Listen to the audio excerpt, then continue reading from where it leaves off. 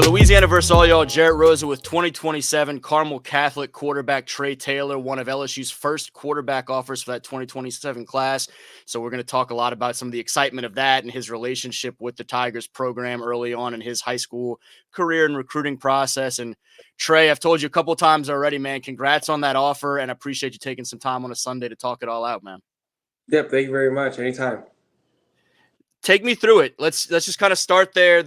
And we'll backtrack to some of that relationship because you have known some of these coaches for a while now. But talk me through how the actual offer played out, the conversation, and what all that meant.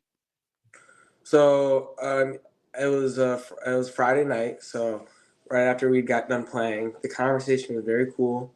Coach Sloan had basically just said, that him and Coach Kelly got a chance to sit down, watch my film. They were very excited from what they saw, and they wanted to extend a scholarship offer from Louisiana State University to me. And that so next time I come down there to LSU, we can really get that time and really just start to connect and not have to worry about the scholarship aspect of it. You're a guy that's had a chance to be down here a couple of times throughout the offseason, and even we talked about before going back to taking in that Georgia State game last year. What has the relationship been like early on in your high school career and early on in this process? Starting with Coach Sloan, but any of the coaches you've had a chance to connect with, just kind of where is that relationship early on? Yeah, so that connection with Coach Sloan and Coach Fitch, it's been amazing so far. We really been able to bond since the first time I was able to get down there for the Georgia State game, and then recently with Coach Fitch when I was down there for the Friday Night Lights the Friday Night Lights camp in late June, I believe it was. Yeah. So the connection and bond is getting tighter and tighter each and every time I go down there, and every time we are able to have any type of communication. So overall, I feel like it's really just continuing growing, and I truly believe that it's one of the coaches I have the best connection with, or relationship with.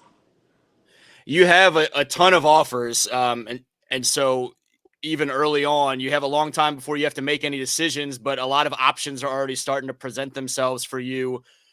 What does LSU mean? You're a guy from up there north of Chicago, and you have a lot of those Big Ten offers and offers really from all over the country. What stands out about LSU as a program for you at this point?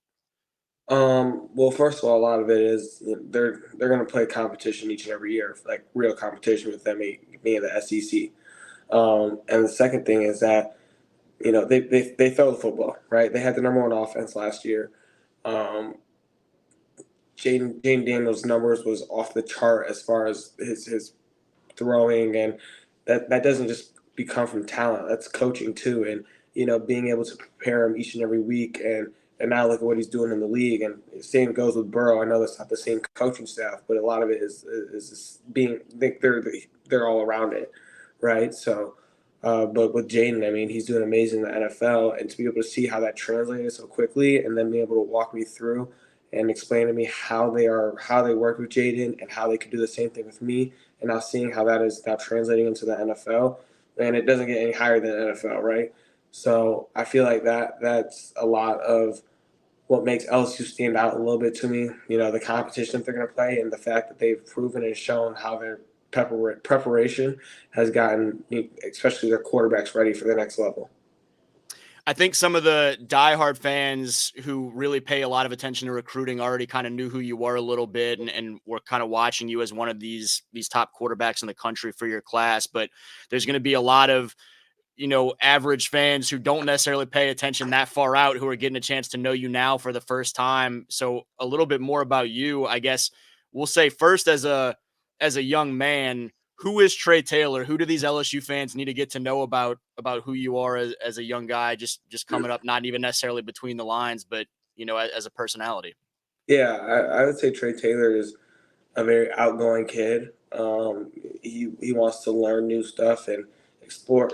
Not I won't say explore, but I'm just a normal kid, right? A lot of times, especially with not just me, but a lot of the young athletes that are getting a ton of attention, think that people act like we are Greek gods. Like And some of them might try and act like that, but with me, like I'm a normal kid, right? If you want to come up and let's take a picture, let's take a picture. If you want to come up, have a conversation, let's have a conversation. Like I'm not shy of any of that, and I'm not going to act like if somebody were to call for my name and say, hey Trae, wave to him. Like I'm not, normal kid, and that's what you're gonna get from me. A normal person that is gonna be respectful to everybody, and just really gonna do whatever I can do on and off the field to help out the community. And then let's talk about the on the field piece. Who is Trae Taylor as a young quarterback at this point in your development? The areas that you're most proud of, or consider your strong suits, your areas of confidence, and just kind of where you see yourself continuing to work and grow and take those next steps. Right on the field, I would say it's a little bit different. Right, it's like I'm in my own world, and nobody can take me out of my world. It's the one place like where you could be physical and not get in trouble, and you can stand out because of work you've done off the field, right? It's not like you can like some people have natural abilities, right? But eventually that will come and bite them in the bite not it'll bite them in the butt eventually. Like eventually you will see who put that work in, right? And for me, it's nobody's gonna outwork me. So when I'm on the field, it's you know I'm better than you, and there's nothing that's gonna prove that I'm not. And then it just that's just how it is for me, right? And it's really just a killer be killed mentality on the field. So between the lines, it's a little bit different, but off like when I'm on the sideline, right? It's the leadership, it's the staying positive if something's not going right. But on the field, it's like let's go, right? This is our time that we can prove that we belong to be here. You mentioned Coach Sloan saying looking forward to whenever you get a chance to come back down to Baton Rouge. Have you had a chance to look at that at all yet? Whether when the next time you'll get to Baton Rouge may be this season or spring or whatever, or what your kind of schedule in terms of where your next stops are overall? What's kind of the agenda look like for you in terms of college travels moving forward? So the agenda is looking like Nebraska next weekend, LSU the following weekend, and then the weekend after that, I want to say Illinois, and then after that, I believe we're try and get to a Tennessee game, but we'll be going to the Ole Miss LSU game, which is going to be Yeah. uh, it's not going to be Georgia State, that's for sure, right? And so I've been hearing everything about Tiger Stadium, so I'm excited to see what a packed Tiger Stadium looks like. Yeah, that's a game that I think a lot of folks looked at even before the season as this could be one of the most pivotal games in the country in terms of who's making that playoff picture at the end and things like that. So that'll be fun, man. Very much, and I was able to go to Ole Miss week one, and just being able to see them, and a couple months earlier seeing how Louisiana LSU played, it's going to be a crazy game, and I'm me personally like that might be one of my favorite games I'm looking forward to. I just because I've been in some crazy stadiums, and I keep hearing about Tiger Stadium, and I was able to go last year, but it's a little bit different when they're playing another SEC team that's ranked. No doubt. What is the in terms of atmosphere stuff when you mentioned some of your experiences thus far, is there a certain stadium or game or two that has stood out and are kind of your biggest memories thus far of the atmosphere? Right. Honestly, I would say when I went to Michigan, Ohio State, the atmosphere was crazy. When I went to Ole Miss, and I think they played Furman, their atmosphere was crazy. They packed out. It was a packed stadium. Uh, Oklahoma, Tennessee at Oklahoma was insane.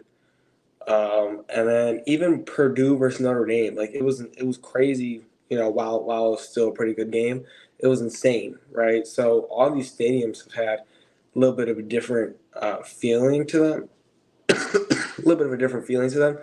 But there's something about the SEC stadiums that are just like, whoa, right? And it just kind of hits you a little bit different. No doubt. Well, I know folks are excited to have you get a chance to come back down here in a couple of weeks and enjoy that trip to Nebraska. And thanks again for taking some time to talk through everything with me. Yeah, no problem. Anytime.